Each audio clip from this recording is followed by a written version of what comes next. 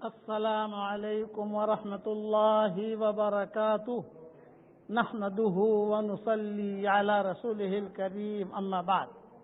آج کا سبق سن لیجئے۔ آج کے سبق کی سرخی ہے ماں باپ کے ساتھ اچھا سلوک کیجئے، پارٹ نمبر 13۔ اب دیکھیے حضور اکرم صلی اللہ علیہ وسلم نے اپنی رضائی ماں کی اولاد کے ساتھ کیا سلوک کیا۔ رضائی ماں تھی حضرت حلیمہ، اس لیے رضائی ماں ہو تو ان کے ساتھ بھی سلوک کیجیے۔ سوتیلی ماں ہو، ان کی اولاد ہے، ان کے ساتھ بھی سلوک کیجیے۔ خلاصہ کلام یہ ہے کہ ماں باپ کے ساتھ، ان کے متعلقین کے ساتھ اچھا سلوک کرنا چاہیے، اور اگر ماں باپ کے ساتھ سلوک آپ نے نہیں کیا اور ماں باپ کے ساتھ لڑائیاں رہیں، ماں باپ کا انتقال ہو گیا، پھر بھی مایوس نہ ہوئیے۔ اب بھی آپ توبہ اور استغفار کا دروازہ کھلا ہوا ہے، ان کو روزانہ ہدیہ بھیجیے، روزانہ ان کے لیے مغفرت کی دعا مانگیے، روزانہ ان کو جو ہے ان کے لیے کچھ نہ کچھ صدقہ کیجیے، ان کے لیے دعا کیجیے، تو ان کے درجے بھی بلند ہوں گے اور آپ کے گناہ بھی معاف ہوں گے اور آپ نیک لوگوں میں شمار بھی ہو جائیں گے انشاءاللہ۔ حشر کے میدان میں جتنی آپ نے تکلیفیں پہنچائی ہے ماں باپ کو، وہ ساری کی ساری مٹی ہوئی ملیں گی۔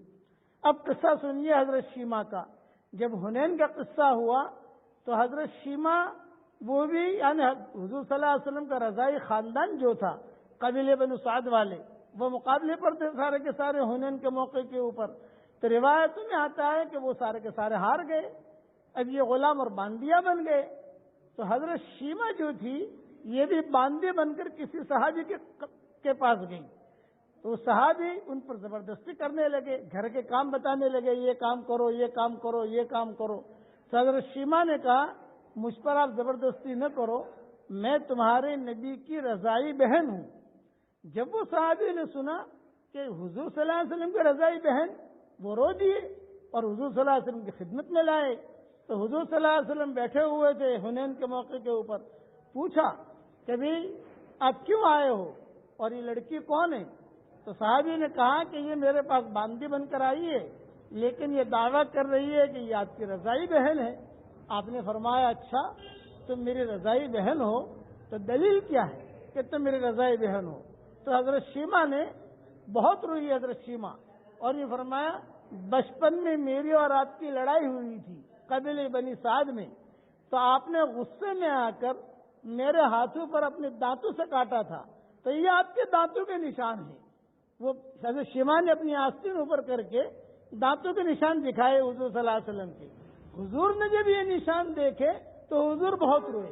کتابوں میں لکھا ہے کہ حضور صلی اللہ علیہ وسلم کھڑے ہو گئے اور کھڑے ہو کر لاؤ بھی میری چادر لاؤ، چادر لاؤ، چادر بچھائی اور حضرت شیمہ کو بٹھایا اور حضرت شیمہ کو بٹھا کر کہا تم میری رضائی بہن ہو، اگر تم چاہو تو مدینہ منورہ تمہیں لے جاؤں، وہاں جا کر تمہارے لیے گھر کا انتظام کروں، تمہارے لیے نکاح کا انتظام کروں، ہر چیز کا انتظام کروں، اور اگر تم چاہو تو عزت کے ساتھ تمہاری قوم میں تمہیں میں واپس بھیجوں۔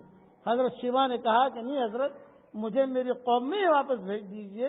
تو حضور صلی اللہ علیہ وسلم نے قوم میں واپس بھیجا، اور حضرت شیمہ کی برکت سے اور دوسرے جتنے بھی آئے تھے، چونکہ رضائی، کوئی رضائی چچا تھا، کوئی رضائی ماموں تھا، کوئی رضائی دادا تھا، یہ سارے کے سارے غیر مسلم تھے، تو انہوں نے حضور صلی اللہ علیہ وسلم سے کہا کہ اگر ہم کسی بادشاہ کو دودھ پلاتے تو بادشاہ ہمیں آزاد کر دیتا، آپ تو جو ہے بہت اونچے آدمی ہیں۔ تو حضور صلی اللہ علیہ وسلم نے کہا میرے ساتھیوں سے کہو، چنانچہ صحابہ سے کہا تو صحابہ نے کہا آپ کے رضائی بہن، آپ کی رضائی خالائیں، آپ کے رضائی چچا، آپ کے رضائی ماموں، یہ ہمارے غلام اور باندیاں نہیں بن سکتے، سب کو آزاد کر دیا۔ اور حضور صلی اللہ علیہ وسلم نے بھی ان کا بہت خیال کیا۔ اس لیے میرا ایک جملہ یاد رکھنا، ماں باپ کے ساتھ اچھا سلوک کیجئے، زندہ ہو تو ان کو ہدیہ دیجئے، خدمت کیجئے، مر گئے تو مرنے کے بعد بھی ہدیہ دے سکتے ہو، یہ نہیں ہے کہ زندہ کو ہدیہ دو، مرنے کے بعد ان کے لیے دعائیں مغفرت کیجئے۔ بقیہ تفصیل مدینہ منورہ کے ایک عاشق کی، جو کسی لڑکی پر عاشق ہو گئے تھے، بڑے اونچے لوگوں میں تھے، ان کا قصہ انشاءاللہ کل پورا کروں گا۔ اس لیے میرا یہ جملہ یاد رکھنا کہ جو ہے ماں باپ کے ساتھ اچھا سلوک کیجئے، یہ پارٹ نمبر 13 ہے۔ اب پڑھ لیجئے میرے ساتھ، لا الہ الا انت